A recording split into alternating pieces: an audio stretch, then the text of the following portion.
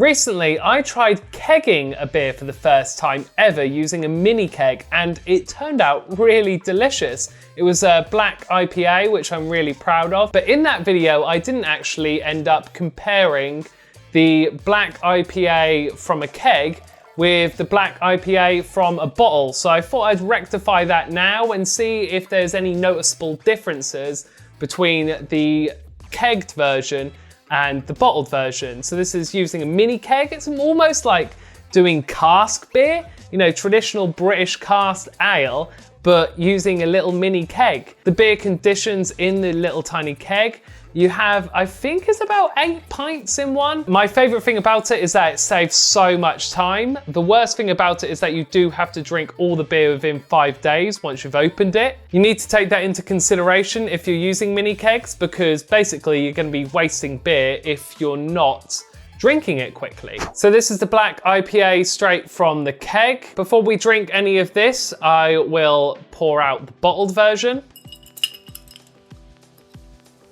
Okay.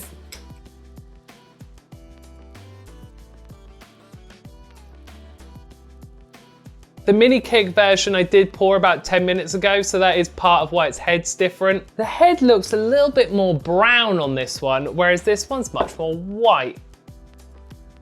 So these are both the exact same beer apart from how they were conditioned. It's a black IPA which had a big variety of malts. They're all be on screen now, and there was lots of hops as well, primarily Willamette and Mosaic, so it should have had a peppery, kind of citrusy kind of flavour.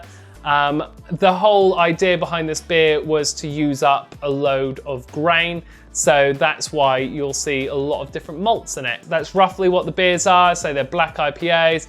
There's an argument that black IPA is actually just a hoppy porter, but that's for a different video. So the important thing to bear in mind here is that this is the mini keg version, and that will always be this side of the screen, and this is the bottled version, that will always be this side of the screen. So let's give them a smell first and check out the aromas.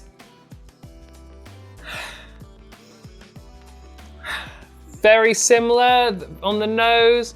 I think there's a bit of a peppery smell to them both. Yeah, both peppery. I would say that this one smells a little bit more, I want to say metally, a bit more of like a girder smell. Yes, this one's got a much more stronger malt smell to it. Primarily roasted malt, but you can't smell the roasted malt quite so much on this one. This one I feel like I can smell the hops a bit more. So let's give the mini keg a little taste first. Oh gosh, that's nice. That is possibly the best beer I've ever made. That's so tasty. Yeah, really quite peppery, but it does have a nice fruit note, quite tropical, like a peppery, tropical, lovely little thing.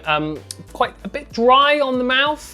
That's probably because of all of that roasted barley. And there is a bit of that kind of stoutiness to it, but very hoppy stoutiness, I have to say. But there is that stout porter kind of taste, and I can see why people would argue that a black IPA is just a hoppy stout / porter. So let's now give the bottled version a little taste.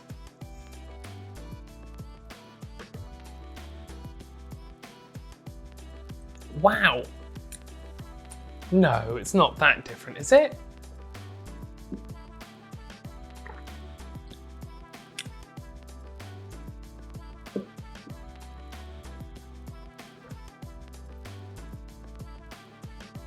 I'm going to be doing this for a while.